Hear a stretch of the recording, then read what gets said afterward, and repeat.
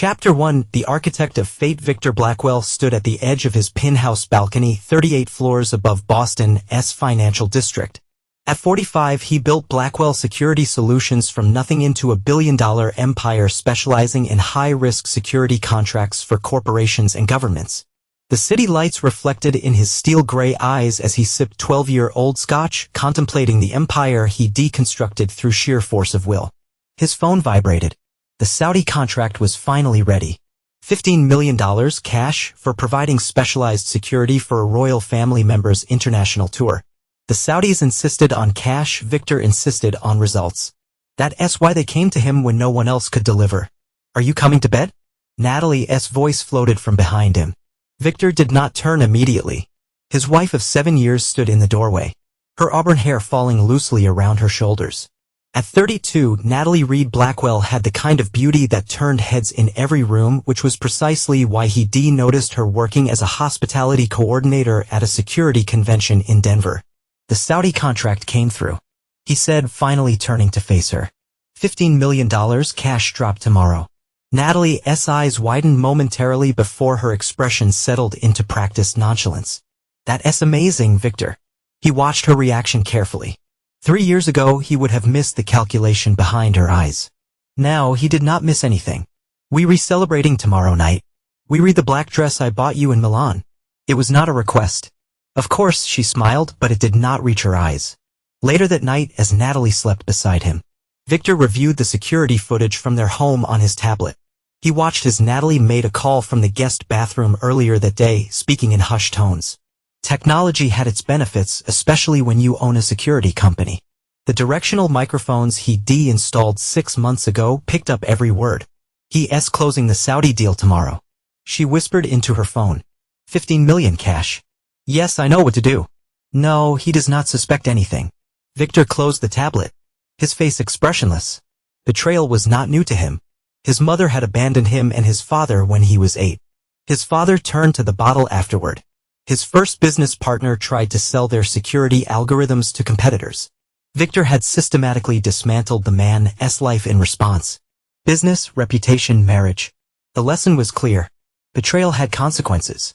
He thought about Douglas Reed, Natalie's brother, who'd been working for Blackwell Security for 5 years now. The man had talent but lacked Victor's ruthlessness. Victor had always sensed the underlying resentment from Douglas. The subtle disdain when Victor made difficult decisions that prioritized results over sentimentality. Sleep did not come easily that night. Victor stared at the ceiling, planning his next move in the intricate game that had already begun. Chapter 2. The contract. The Saudi delegation arrived at precisely 10 a.m. at Victor's downtown office. Prince Abdullah bin Khaled and his security chief, Farid, brought the cash themselves. $15 million in specially designed carbon fiber cases. Mr. Blackwell, Prince Abdullah said, shaking Victor's hand firmly. Your reputation precedes you. As does yours, Your Highness, Victor replied. The prince was known for his extravagance and his enemies. The contract required Victor's team to provide comprehensive security for the prince's 21-year-old daughter during her 4-month global university tour. There were credible threats from political opponents, and the prince would accept nothing less than perfect protection. The money is all here, Farid said, patting one of the cases. Untraceable as requested. Perfect, Victor said. My team will begin preparations immediately. The advance team will arrive in Riyadh next week to coordinate with your security personnel. After the Saudis left, Victor's chief operations officer, Sofia Martinez, entered his office. At 43, Sofia had been with Victor from the beginning. She was one of the few people he trusted as much as he trusted anyone. $15 million in cash, she said. I'm the cases. That's quite a security risk itself. Already handled, Victor replied. The cases have GPS tracking and the bills are marked with infrareding. Standard procedure. Sophia nodded. The team for the princess's detail is ready. Logan's leading it. Logan Price was Victor's most trusted field operative. Special forces with a perfect record of successful missions. Good. I want daily reports directly to me, Victor said. I'll handle this one personally. After she left, Victor made a call to Reginald Foster at Boston City Trust. The old banker had handled Victor's most sensitive financial matters for years. Reginald, I need a special arrangement. Tonight, of course, Mr. Blackwell, the usual discretion, absolute, and I need something else, a duplicate set of cases. Identical to the ones I'm bringing in can be ready by 5. There was a pause. Yes, sir. I'll have everything prepared. Victor hung up and opened his computer, accessing the tracking software that monitored Natalie's phone. She was at the Seaport District at a cafe she frequented. According to the records, Douglas was there too. Brother and sister having lunch, nothing suspicious on the surface. Victor activated the remote microphone on Natalie's phone. Need to be careful, Douglas was saying. Victor is not an idiot. He trusts me. Natalie replied. Besides, I've given him no reason to suspect anything. Everything's on track. And what about Caleb? Where does he fit into all this? There was a pause. He'll be waiting at the cabin. 3 days from now. Once we have the money, we disappear. New identities, new lives. I still think 15 million split 3 ways is risky. It's not enough too. It's enough. Natalie cut him off. And after tomorrow night, it would not matter what Victor thinks. Victor closed the program. His face is passive. So, Caleb Matthews, his wife's ex-boyfriend from before their marriage, was involved too. The pieces were falling into place. Victor had always known about Caleb, a struggling artist who never made it big. What he had known was that the relationship had apparently never ended. He opened his desk drawer and removed a small black device. Similar to a USB drive. Designed by his company's R&D team, it contained a sophisticated tracking system undetectable by standard scanners. The plan was taking shape in his mind. Victor did not believe in emotional reactions. He believed in strategy. And by the time Natalie realized she was trapped in his game, it would be far too late to escape. Chapter 3, The Handoff. That evening, Victor brought the cases home, placing them deliberately on the dining room table as Natalie watched. Her expression carefully controlled to hide her excitement. I need to attend an emergency meeting with the advance team, he told her, loosening his tie. The money needs to be secured until tomorrow's bank deposit. I could take it to the bank vault tonight. Natalie offered too quickly. Victor shook his head. Banks are closed. We'll have to keep it here overnight. He watched her face fall slightly. There's a concealed safe in the panic room. Only you and I know the combination. This was a lie. There was no such safe, but Natalie would not know that. Of course, she said, recovering quickly. I'll keep it safe until morning. Victor showered and changed into casual clothes. Before leaving, he embraced Natalie, kissing her deeply. I should be back around midnight. Do not wait up. Her hands lingered on his chest. Be careful. Always am. He replied, studying her face one last time, memorizing the deception in her smile. Instead of leaving the building, Victor went to the service elevator down to the maintenance level where Logan Price was waiting in an unmarked van. Everything set? Victor asked, climbing in. Logan nodded, handing him a tablet. On the screen was a live feed from cameras hidden throughout the penthouse. All systems operational. GPS trackers are active in both sets of cases. Good. And the team. In position, we have surveillance on Douglas Reed and have located Caleb Matthews. He's at a motel on Route 1. Has been there for 2 days. Victor nodded, watching the screen as Natalie paced the living room. Phone in hand. After a moment, she made a call. It worked. Her voice came through clearly on the speakers. He left the money here. 15 million in cash. A man's voice responded. You sure he's gone? Yes, some emergency meeting. He will not be back until midnight. That gives us plenty of time. I'll be there in 20 minutes. Is the alarm disabled? Not yet. I'll handle it when you get here. Just text when you read downstairs. Victor watched him passively as his wife prepared to betray him. After she hung up, she went to the bedroom and began packing a small suitcase. Your brother's on his way, Logan said, checking another monitor. Just left his apartment. And Matthews? Still at the motel. Has not moved all day. Victor nodded. Let's proceed as planned. Keep the teams in position. But no one moves until I give the order. On the screen, Natalie had finished packing and was now standing in front of the cases, running her fingers along the edges. She tried to open one but found it locked. The key? Logan asked. In my desk drawer upstairs. She'll find it. They continued watching as Natalie searched Victor's home office, eventually locating the small key in the top drawer. She returned to the cases and unlocked them, opening one to reveal stacks of $100 bills. Her smile was triumphant as she closed it again. 40 minutes later, Douglas arrived. Victor watched as his brother-in-law entered the penthouse, looking nervous but determined. Did you check for cameras? Douglas asked immediately. Natalie rolled her eyes.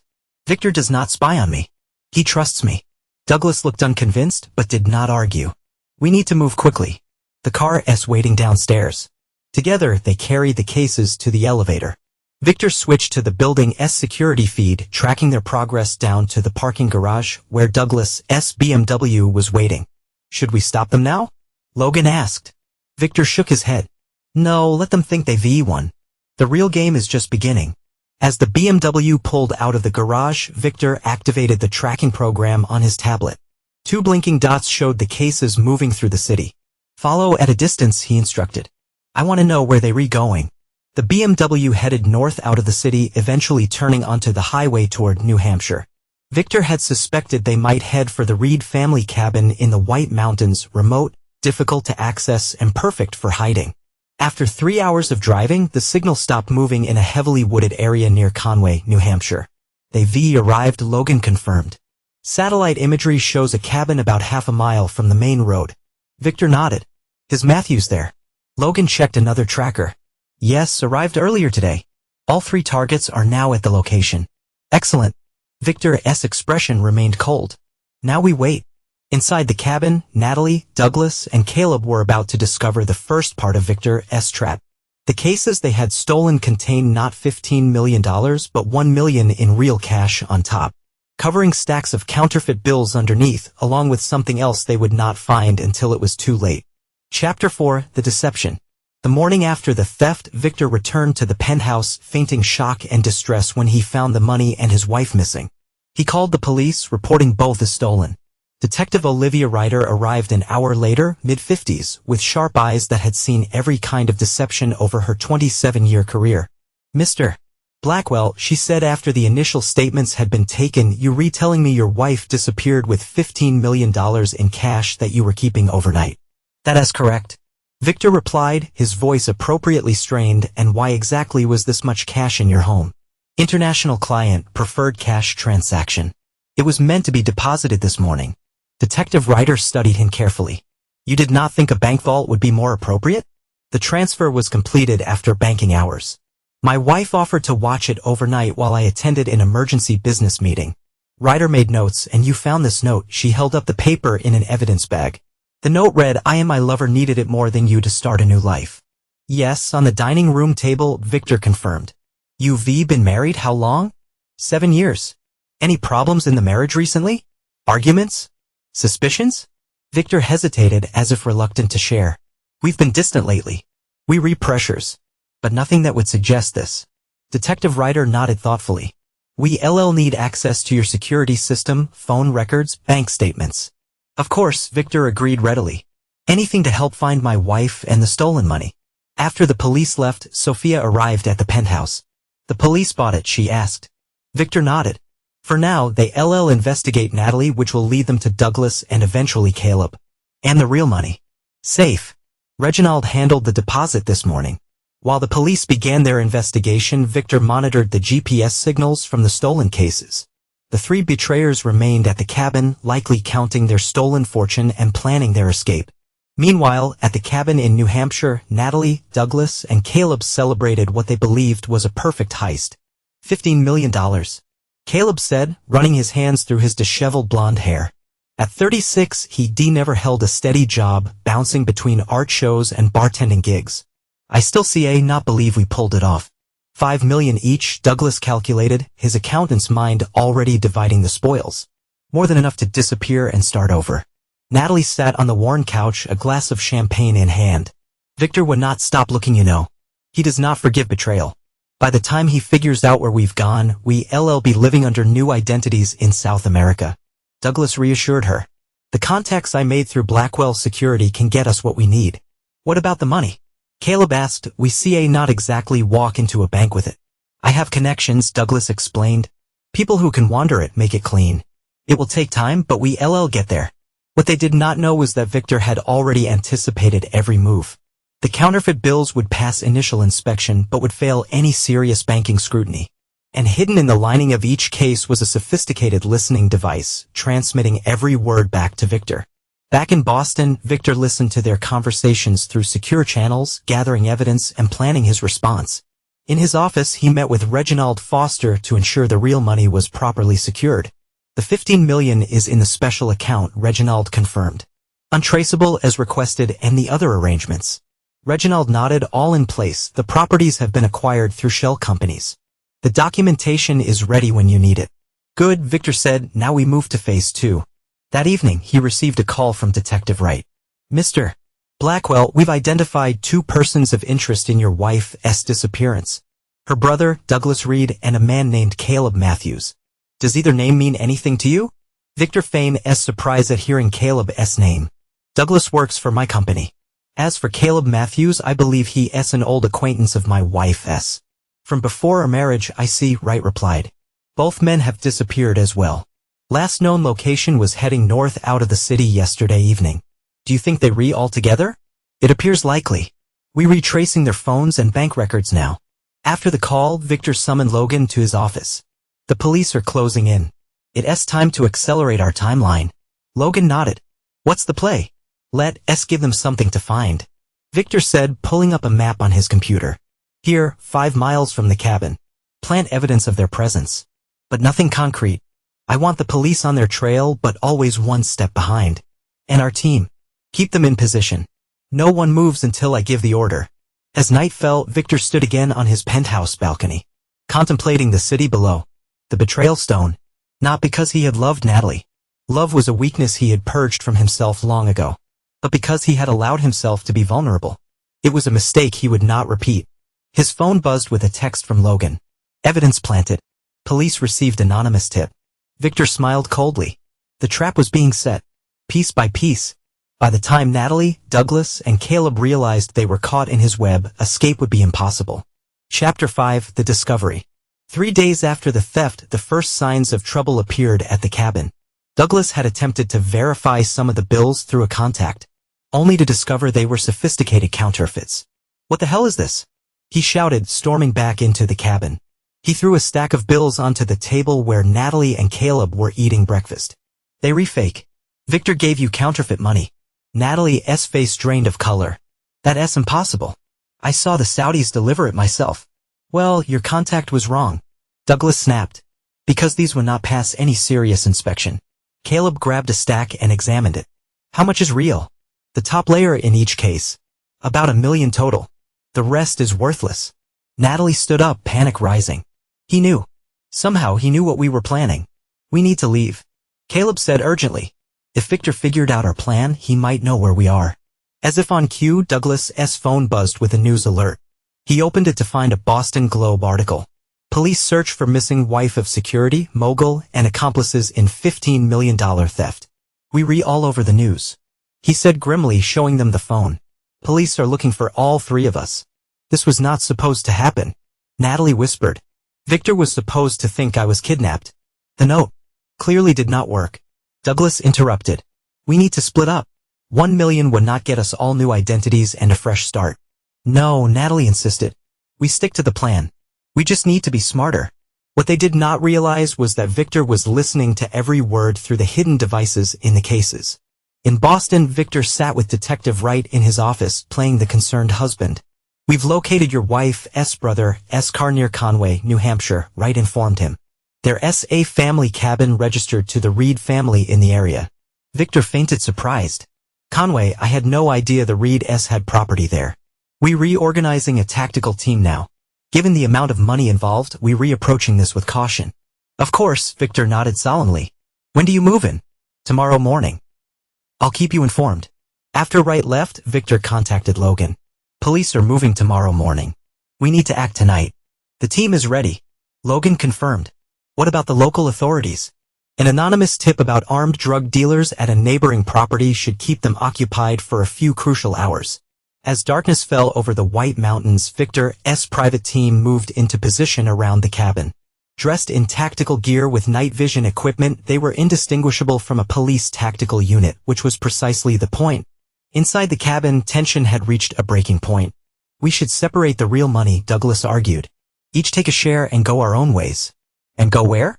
Natalie shot back. Victor will harness down individually even easier than together.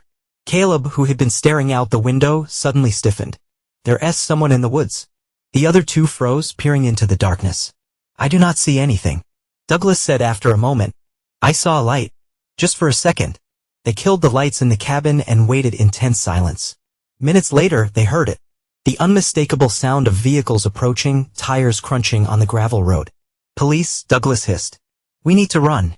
Now, they grabbed the cases with the real money and their emergency bags, heading for the back door. As they stepped outside, powerful spotlights suddenly illuminated the entire clearing. Boston Police Department. Freeze. Hands where we can see them. Surrounded by what appeared to be a police tactical team. The three had no choice but to surrender. They were handcuffed and loaded into separate vehicles.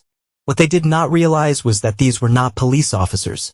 They were Victor's private security team. The vehicles did not head toward the local police station but instead to a private airstrip 20 miles away. Meanwhile, the real police tactical team was engaged in a wild goose chase at a property 5 miles away, responding to a tip about armed drug dealers that would ultimately prove false. By dawn, Natalie, Douglas, and Caleb had been transported by private jet to a remote property in Montana. A large, isolated ranch owned by one of Victor's shell companies. There, in a modernized bunker beneath the main house, they found themselves in comparable but secure rooms separated from each other and with no means of communication with the outside world. Victor watched their arrival via secure video feed from Boston. The first phase of his plan was complete. Now the real game would begin. Chapter 6, The Confrontation. A week after the abduction, Victor arrived at the Montana ranch. The sprawling 500-acre property was surrounded by mountains on 3 sides, with the nearest neighbor over 10 miles away. Perfect for privacy and for what was to come.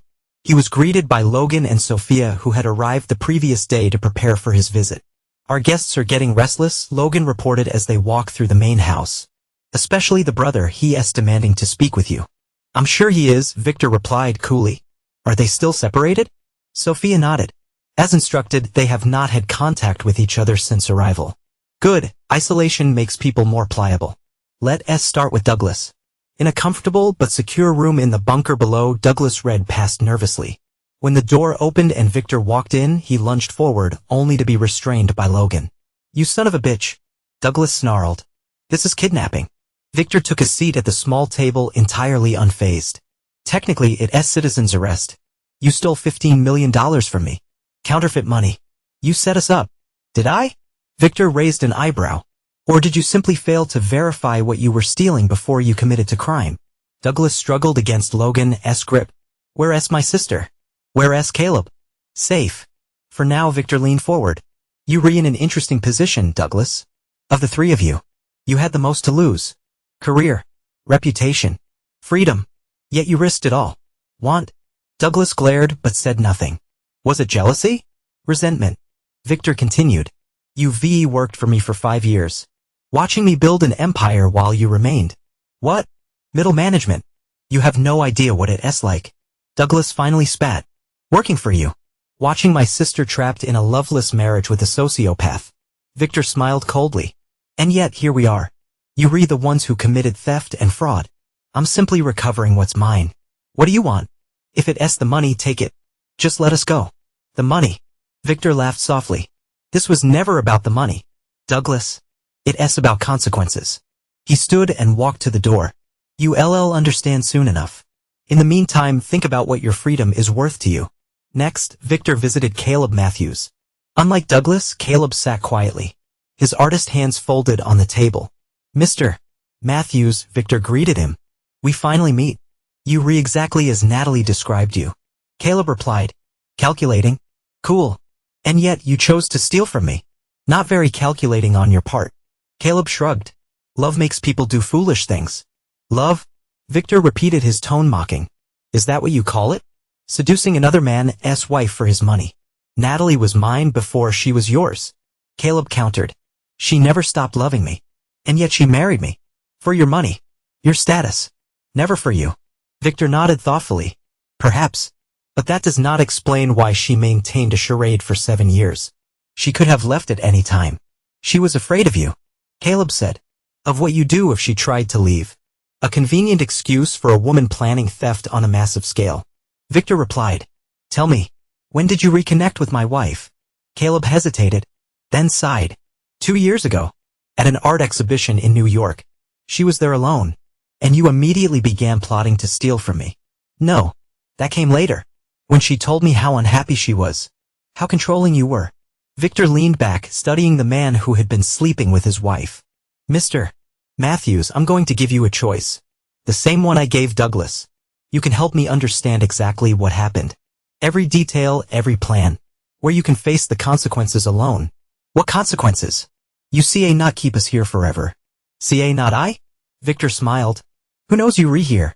The police are looking for 3 fugitives who stole $15 million. If they find you at S prison. If they do not, he spread his hands. You simply disappear. Finally, Victor visited Natalie. When he entered her room, she was standing by the window, staring at the mountain view. She turned slowly, her face a careful mask. Victor. Natalie, he replied evenly. Comfortable. As comfortable as a prisoner can be, she said. Where are Douglas and Caleb? Close by? I've had interesting conversations with both of them. She crossed her arms. And now you here to what? Gloat. Threaten. I'm here to understand. Victor said, taking a seat. 7 years of marriage. Was it all a lie? Something flickered in her eyes. Regret, perhaps, or simply calculation. Not all of it. When did you decide to steal from me? Natalie sat across from him. Does it matter? Indulge me. She sighed. About a year ago. After I reconnected with Caleb, I realized I had options. A way out. You always had options. Victor pointed out. Divorce lawyers are easy to find. And walk away with what? A settlement that would take years to finalize while you fought it every step of the way. She shook her head. I wanted more. So you decided to steal $15 million. With your brother's help. Douglas was the one who figured out how to do it. She admitted. He knew your security protocols, your habits. Victor nodded slowly. And the Saudi contract was the perfect opportunity. We never meant to hurt you. Natalie said, leaning forward. Just to take what I deserved after 7 years. What you deserved, Victor repeated flatly. For lying beside me every night while planning to betray me. You never loved me, Victor. You collected me like you collect everything else. I was just another acquisition. Victor studied his wife's face, searching for any sign of genuine emotion. Perhaps you rewrite, but that does not justify theft. What are you going to do with us? She asked, fear finally cracking through her composure. That depends, Victor said, standing up. On what happens next. He left her room and rejoined Logan and Sophia in the monitoring center, where screens showed all 3 captives in their separate rooms. They re-scared, Sophia observed, especially Natalie. Good, Victor replied. Fear is clarifying. It strips away pretense. What's the next step? Logan asked. Victor checked his watch. Bring them all to the main room. It's time. They understood exactly what they've gotten themselves into. An hour later, Natalie, Douglas, and Caleb sat at a large table in the bunker central room. Armed guards stood at each exit. Victor entered with Sophia and Logan carrying a laptop. I want to show you something, he said, opening the computer and turning it toward them. On the screen was a video feed of a police press conference in Boston. Detective Wright stood at a podium.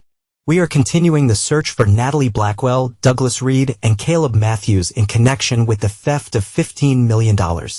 We now have evidence suggesting they may have fled the country with the stolen funds. International law enforcement agencies have been notified. Victor closed the laptop. As far as the world is concerned, you 3 are international fugitives. No one is looking for you here. You CA not just make us disappear, Douglas protested. CA not I? Victor smiled thinly. Who would miss you? Your colleagues think you've stolen millions and fled. Your friends will assume the same. This is insane, Caleb muttered. You insane. No, Victor replied calmly. I'm methodical. You stole from me, betrayed me, and now you face the consequences. What consequences? Natalie demanded. Are you going to kill us? Victor laughed softly. Kill you? No. Death is too simple. Too quick. I have something much more appropriate in mind.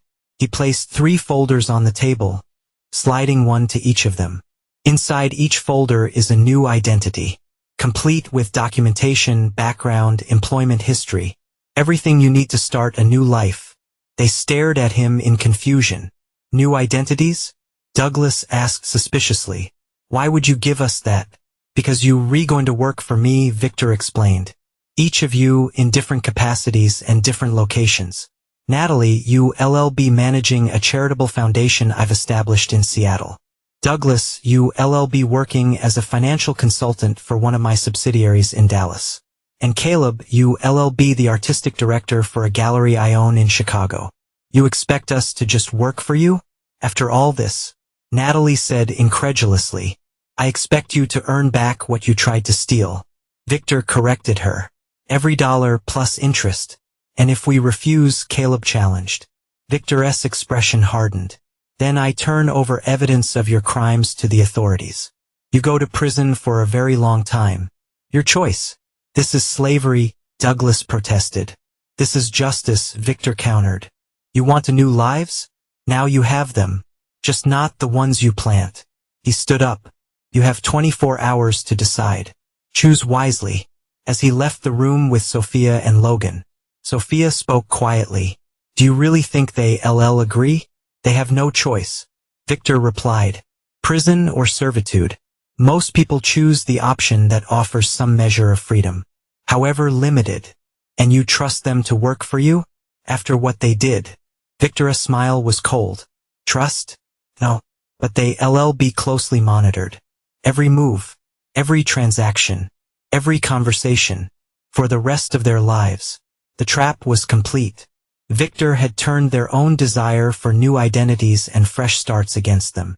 They would live in gilded cages of his design, always under his control, always aware that their freedom existed only at his pleasure.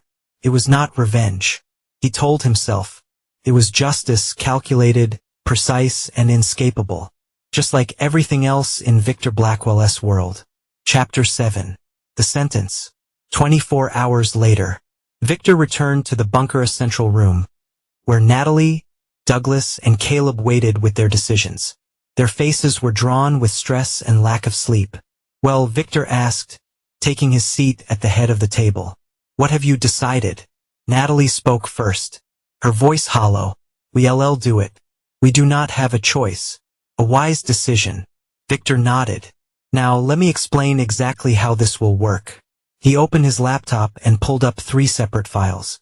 Each of you will receive a monthly salary commensurate with your position. Comfortable but not extravagant. 30% of those earnings will go directly to repaying your debt to me. 30%, Douglas protested. That's non-negotiable, Victor cut him off. At that rate, it will take approximately 15 years to repay what you attempted to steal. With interest. 15 years, Caleb repeated, stunned.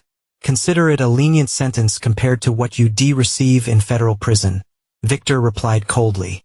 Furthermore, you will each be assigned a mentor, someone who reports directly to me and will monitor your performance and behavior. He turned to Natalie. The charitable foundation you manage focuses on supporting victims of domestic violence and abuse. Ironic, is not it? You claim to be trapped in an abusive marriage as your excuse for theft. Natalie paled, but said nothing. Douglas, your financial expertise will be put to use helping one of my company's identify potential fraud and embezzlement schemes. You should be quite qualified for that. Douglas clenched his jaw. And Caleb, the Chicago Gallery specializes in promoting emerging artists. You have a budget to work with, clients to please, and quarterly targets to meet. Consider it the stable career you never managed to build for yourself. You thought of everything. Caleb said bitterly. That's what I do, Victor confirmed. Now there are rules. Breaking any of them will result in immediate termination of our arrangement and submission of evidence to the authorities. He pulled up a new document on his laptop. Rule 1, no contact between any of you. Ever, you will live and work in separate cities and never attempt to communicate. That's cruel, Natalie whispered. Rule 2, monthly financial audits. Every penny you earn or spend will be tracked. No cash transactions over $100 without prior approval. This is insanity, Douglas muttered. Rule 3, quarterly performance reviews. Fail to meet expectations and penalties will be added to your debt. What kind of penalties? Caleb asked rarely. Financial ones. Extended service time. Nothing physically harmful. I'm not a monster, despite what you might think. Victor continued through the extensive list of restrictions and requirements. By the end, All three looked defeated. You'll be transported to your new locations tomorrow, he concluded. Your mentors will meet you there and help you settle in. As they were led back to their separate rooms, Victor remained at the table, reviewing his notes. Sophia joined him after the others had gone. Done, she said quietly. Phase 1 is done, Victor corrected her. Now we see if they can be rehabilitated or if they beyond redemption. You do not really believe they can change, do you? Victor closed his laptop. People seldom change their fundamental nature, but they can learn to control their worst impulses when the consequences are clear. And if they try to run, they will not get far, he assured her. The identities I've given them have certain limitations. Every passport, every ID card contains tracking technology. Every bank account is monitored. Every residence is equipped with surveillance. It's a prison without walls, Sophia observed. It's an opportunity for redemption, Victor countered. More than they deserve. The next day, 3 private jets departed from the Montana ranch, each carrying one of the conspirators to their new lives. Victor watched from the main house as the planes disappeared into the clouds. For most people, this would be enough. The betrayers punished, control reasserted, revenge complete. But Victor was not most people. This was just the beginning. Chapter 8, The Reckoning. 1 year into their sentence, Victor reviewed the progress reports on all 3 of his employees. Natalie had thrown herself into running the Seattle Foundation with surprising dedication. Her mentor, Amanda Reeves, reported that she had secured additional funding and expanded programs for abuse victims. Douglas was performing adequately in Dallas, though his mentor noted occasional signs of resentment and resistance to authority. Caleb seemed to be thriving in Chicago. The gallery was showing record profits, and he had discovered several promising new artists. They readapting, Sophia noted as they reviewed the files and Victor's Boston office. For now, Victor agreed. But the real test comes when they believe they've earned some measure of trust. That test came sooner than expected. 2 weeks later, Victor received an urgent call from Amanda in Seattle. Natalie's gone, she reported. Left her apartment last night. Has not shown up for work today.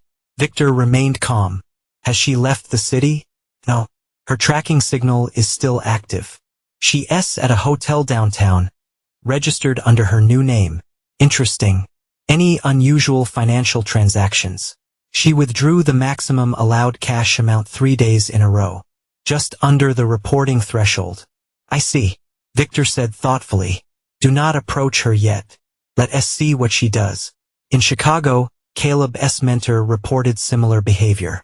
Cash withdrawals, missed meetings, secretive phone calls. They coordinating something, Logan suggested when Victor briefed him. Despite the no-contact rule. Indeed, Victor agreed. But how? All their communications are monitored. The answer came from their cybersecurity team. They've been using the public comment sections on obscure art blogs. The analyst explained. Coded messages disguised as opinions about artwork. Victor reviewed the comments personally. Once decoded, the pattern was clear. Natalie and Caleb were planning to escape together. They had been saving cash for months, preparing new fake identities, and arranging transportation to Mexico. What about Douglas? Victor asked. No evidence he's involved. The analyst confirmed. He appears to be complying with all restrictions. Or he's being more careful. Victor used. Keep watching him. Rather than immediately stopping Natalie and Caleb's escape attempt, Victor decided to let it play out. He wanted to see how far they would go, how determined they were to defy him. 3 days later, Natalie checked out of her Seattle hotel and boarded a flight to Chicago. Victor's team tracked her every move as she met Caleb at a small apartment he had rented under a false name. Inside the apartment, they embraced passionately, unaware that every moment was being recorded by Victor's surveillance team. We did it, Natalie said breathlessly. One more day, and we'll be across the border. What about Douglas? Caleb asked. Are you sure he will not come? He says it's too risky. That Victor will catch us. She rolled her eyes. He's become such a coward. We have the new papers. Caleb confirmed. Natalie nodded, patting her back. Cost a fortune, but they'll get us through the checkpoints. By this time tomorrow we'll be in Mexico City. Victor watched the feed from his office. His expression unreadable. They never learned, do they? He remarked to Logan. Want me to send in a team? Logan asked. Not yet. Let them get to the border first. The next morning, Natalie and Caleb drove south in a car Caleb had purchased with cash weeks earlier. They reached the Mexican border crossing near Nogales, Arizona by nightfall. As they approached the checkpoint, both were tense, but hopeful. Their forged documents had cost nearly $50,000. Most of their safe cash.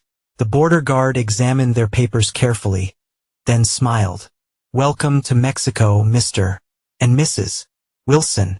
Enjoy your stay. They drove through, breathless with relief. We did it. Caleb exulted once they were a few miles past the border. We re-free. Natalie laughed. Genuine joy on her face for the first time in over a year. I not believe it worked. Victor was so sure his system was foolproof. They drove another hour to a small hotel in Nogales, Mexico, where they had reserved a room. After checking in, they celebrated with champagne, making plans for their new life together. South American next, Caleb suggested. Brazil, maybe, or Argentina. Anywhere, Natalie agreed. As long as it's far from Victor's reach. 3 a.m, their door burst open. Mexican federal police officers stormed in, weapons drawn. Federal police. Hands where we can see them, confused and terrified. Natalie and Caleb were handcuffed and separated. An officer showed them an international arrest warrant with their real names and photos. You are wanted for theft of $15 million in the United States. The officer explained in accented English. You will be extradited immediately. By dawn, they were on a private jet heading back to the United States. Only when they landed did they realize they were not at a federal facility, but back at Victor's Montana ranch. Victor was waiting for them in the same bunker room where they had been held a year earlier. Welcome back, he greeted them coldly. Enjoy your brief taste of freedom. How? Natalie demanded. The border guards let us through. My border guards, Victor corrected her. In my employee, as were the Mexican federal police who arrested you. That's impossible. Caleb protested. You not control Mexican authorities. I do not need to control them when I can create a convincing facsimile, Victor explained. You never left U.S. soil. The border crossing was a sophisticated set on private land I own near the actual border. The Mexican hotel was equally fake.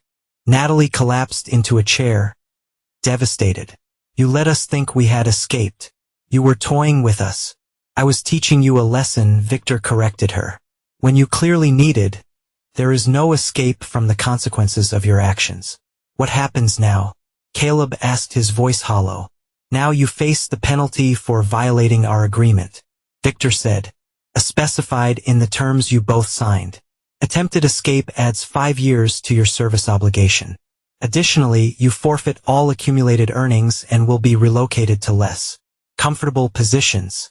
You a monster. Natalie whispered. No, Victor replied. I'm simply a man who keeps his promises. I promised there would be consequences if you betrayed me again. And now there are. 2 days later, Natalie was working as an administrative assistant at a remote fishing lodge in Alaska. Caleb was assigned as a janitor at a factory in rural Oklahoma. Their new mentors were former military, more guards than colleagues. Meanwhile, in Dallas, Douglas continued his work, unaware of his sister's and Caleb's failed escape attempt. Victor flew to Dallas personally to meet with him. Your performance reviews have been adequate, Victor told him during their meeting. Not exceptional but satisfactory. Douglas nodded cautiously. I've been trying to meet expectations. Unlike your sister and her lover. Victor added casually, watching Douglas' reaction. A flash of alarm crossed Douglas's face before he controlled his expression. What do you mean?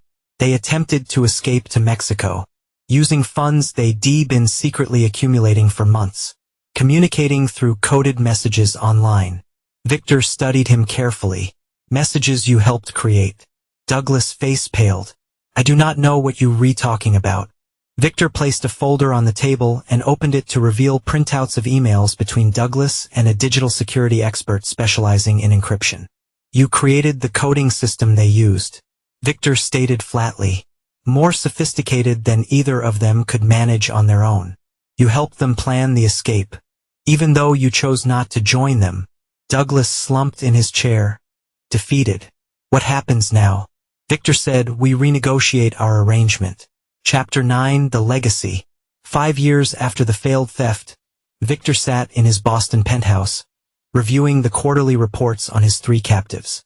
Natalie had earned a slight improvement in her circumstances after 3 years of perfect compliance in Alaska. She now managed a small bookstore in Portland, Oregon, still under surveillance, still paying her debt.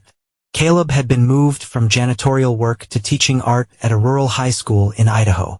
Whereas Mentor reported, he was showing genuine dedication to his students. Douglas had proven the most interesting case. After his role in the escape attempt was discovered, Victor had offered him a choice. Additional punishment or a chance to earn redemption by using his skills to strengthen Blackwell security systems against exactly the kind of fraud he had attempted. Surprisingly, Douglas had embraced the challenge, developing sophisticated protocols that had significantly improved the company's security architecture. He remained in Dallas, still under supervision, but with gradually increasing responsibility and freedom. You seemed thoughtful today, Sophia remarked as she entered Victor's office with updated files. I'm considering the nature of justice, Victor replied, and whether people can truly change, and your conclusion still evolving. He closed the file he was reviewing. Any update on Natalie's request? Sophia nodded. She's asking again to be allowed to contact her brother. Claims it's been 5 years of good behavior, and she deserves some consideration. Victor considered this. What do recycled evaluations show? Genuine remorse, according to Dr. Hansen, though he cautioned that she's become adept at projecting what she thinks we want to see. Have not we all? Victor murmured. The intercom buzzed, and his assistant's voice came through. Mr. Blackwell, Detective Wright is here to see you. Victor raised an eyebrow in surprise. Sent her in. Olivia, right now retired from the police force and working as a private investigator, entered the office. 5 years had added silver to her hair, but none to her sharp intelligence. Mr. Blackwell, she greeted him. Thank you for seeing me without an appointment. Detective Wright, or is it private investigator right now? She smiled slightly. Just MS. Wright will do. May we speak privately? Victor nodded to Sophia, who left the room, closing the door behind her. What can I do for you, MS? Right? Victor asked once they were alone. I've been doing some research, she said, setting her briefcase on the desk, into disappearances. Specifically those of your wife, her brother, and Caleb Matthews. Victor's expression remained neutral. I thought that case was closed years ago. International fugitives, presumed living under false identities somewhere in South America. That was the official conclusion, Wright agreed. But I never liked loose ends. She opened her briefcase and removed a file. And there were so many loose ends in that case. Such as how 3 amateurs managed to create such sophisticated false identities. How they disappeared so completely that not a single transaction, phone call, or sighting has been recorded in 5 years. How the money was never traced, never spent. Victor leaned back in his chair. What are you suggesting? I'm not suggesting anything yet. Wright replied. I'm asking questions. Like why a certain charitable foundation in Seattle has a director whose background checks reveal inconsistencies. Or why an art teacher in Idaho appeared in the system 5 years ago, with no prior history. Or why a financial consultant in Dallas bears a striking resemblance to Douglas Reed, if you look past the beard and different hairstyle. Victor's eyes narrowed slightly. You've been busy. I have a lot of time since retirement, Wright acknowledged. And resources you might not expect. What do you want? Wright closed her file. The truth. Did they steal your money, Mr. Blackwell? Or did you set them up? Did they flee the country? Or did you ensure they disappeared? Those are serious accusations. Victor said quietly. Based on what evidence? Circumstantial at present, Wright admitted, but compelling enough that I could take it to former colleagues. Generate quite a lot of uncomfortable questions for you. Victor studied her carefully, then made a decision. Hypothetically, Ms. Wright, if someone betrayed me, tried to steal from me, I might consider it my right to ensure they face consequences. Vigilante justice is not legal, Mr. Blackwell. Even hypothetically, neither is theft, he countered, or conspiracy, or fraud. They stared at each other in silence for a long moment. 3 people disappeared, Wright said finally. Their families deserve to know what happened to them. Their families? Victor raised an eyebrow. Natalie's parents died years before our marriage. Douglas was her only family. And Caleb's relatives had not spoken to him in over a decade. No one is looking for them, Ms. Right? Except you, because it's the right thing to do. Is it? Victor leaned forward. Let us say hypothetically that these 3 people attempted a serious crime. And let us say someone ensured they faced consequences while still having a chance at eventual redemption. Would exposing that situation serve justice? Or merely your curiosity? Wright frowned. If you imprisoned them, I said nothing about imprisonment. Victor cut her off. Hypothetically, they might be living productive lives, repaying their debt to society in ways the legal system could never enforce. That's not your decision to make, Wright insisted. Perhaps not, Victor conceded. But it is a decision that's been made. And unmade now would cause more harm than good. Wright studied him, then slowly repacked her files. This is not over, Mr. Blackwell. I would not expect it to be, he replied. You read too thorough for that. After she left, Victor immediately called Logan. We have a problem. Olivia Wright is asking questions about our 3 friends. How serious? Serious enough. She's connected. We need to disconnect quickly. Relocate all 3 immediately. New identities, new locations. And Wright. Victor considered this carefully. No direct action. She's too high profile, too connected. We need a more subtle approach. Find leverage. Everyone has vulnerabilities. But nothing permanent, nothing traceable. That evening, as Victor stood on his penthouse balcony with a glass of scotch, he reflected on the path that had brought him here. The betrayal had changed him, hardened something in him that had already been coldly pragmatic. His phone buzzed with a message from Logan, relocation and progress. Wright's situation under control. Victor put down his scotch and made a decision. He placed a call to the Montana ranch where Sophia was overseeing security upgrades. It's time for the final phase, he told her. Prepare the property for visitors. 1 week later, Natalie, Douglas, and Caleb found themselves brought together for the first time in 5 years. Back at the Montana ranch where their punishment had begun. Victor met them in the main house rather than the bunker. They had all changed visibly. Natalie's face showed lines of strain and weathering from the harsh Alaskan climate. Caleb's artistic hands were calloused from years of manual labor before his teaching position. Douglas's once immaculate appearance was now more rugged, with a trim beard and longer hair. I'm sure you're wondering why you're here. Victor began. Another punishment? Natalie asked bitterly. Another lesson in your power over us? No, Victor surprised them by saying. A reckoning. A conclusion. He activated a screen on the wall showing Detective Wright's investigation materials. Someone has been looking into your disappearances, asking questions about your current identities. The situation has become complicated.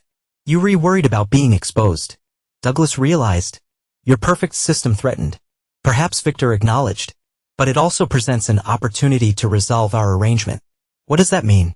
Caleb asked rarely. It means I'm offering you a choice. Victor explained. A final choice? He distributed folders to each of them. Option 1. New identities. Even more secure than before. Relocated internationally. Continue your service for the remaining 10 years of your obligation. They looked at him suspiciously. Option 2. He continued. Your debt is considered paid. You receive new identities. A moderate sum to start over. And you freedom with certain conditions. No contact with each other. No contact with me or my businesses. No returning to your former lives. Why would you offer this? Natalie asked. Disbelief evident in her voice. Because you served 5 years of your sentence. Because maintaining this arrangement has become more complicated than it's worth. And because, perhaps, you earned a chance at redemption. There's a catch, Douglas said flatly. There's always a catch with you. The catch is that you remain dead to the world. Victor confirmed. Your former identities remain missing or deceased. You build new lives completely separate from the past. Break that condition. Attempt to expose what happened. And everything I have on your original crimes goes public immediately. The three exchange glances. Hope warring with suspicion. How do we know you? Keep your word. Caleb challenged. Because it benefits me to do so, Victor replied honestly. Because maintaining an elaborate punishment system is ultimately less productive than allowing you to become productive members of society away from me and mine. I never thought you'd let us go. Natalie said quietly. I'm not doing it for you. Victor corrected her. I'm doing it because the resources required to continue monitoring you are better deployed elsewhere. He gestured to the folders. You have 1 hour to decide. When he returned, all three had chosen option 2. A wise choice, Victor commented. Your new documentation and financial arrangements are in these envelopes.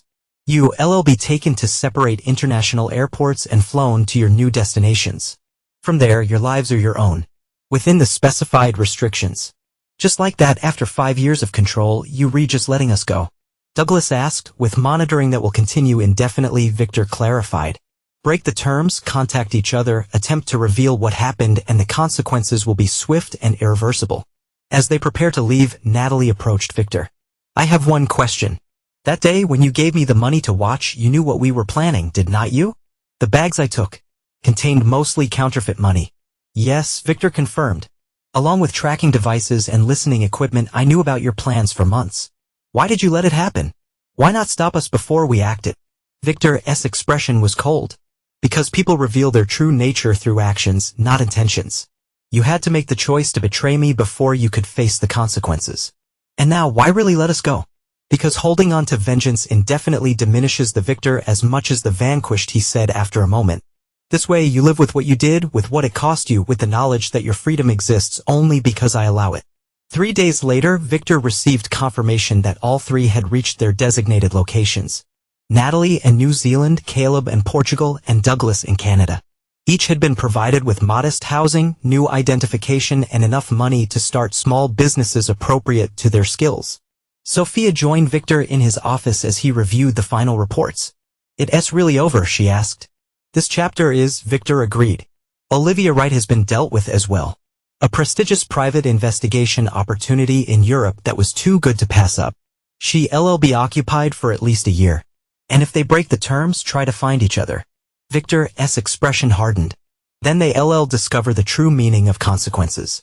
The evidence packages I've prepared would ensure they spend the rest of their lives in maximum security.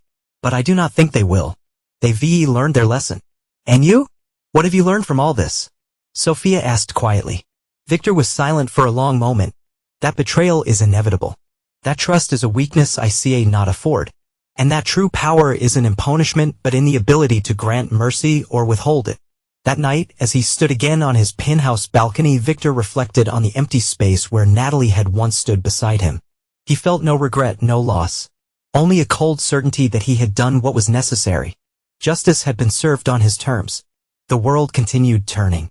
And Victor Blackwell remained untouchable, a man who had turned betrayal into victory. For Victor knew a truth his betrayers would never understand. The real power was not in the punishment itself, but in knowing he could have destroyed them completely and choosing not to. That was the ultimate control, the final victory. His empire remained.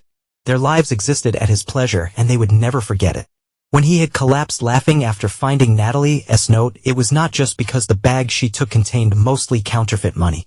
It was because in that moment he realized he had anticipated and orchestrated every move in a game they did not even know they were playing. In the end, that was Victor Blackwell's legacy. Not the billions he had amassed or the empire he had built, but the knowledge that no one who betrayed him would ever truly escape the consequences he designed. It was, he decided as he sipped his scotch, enough.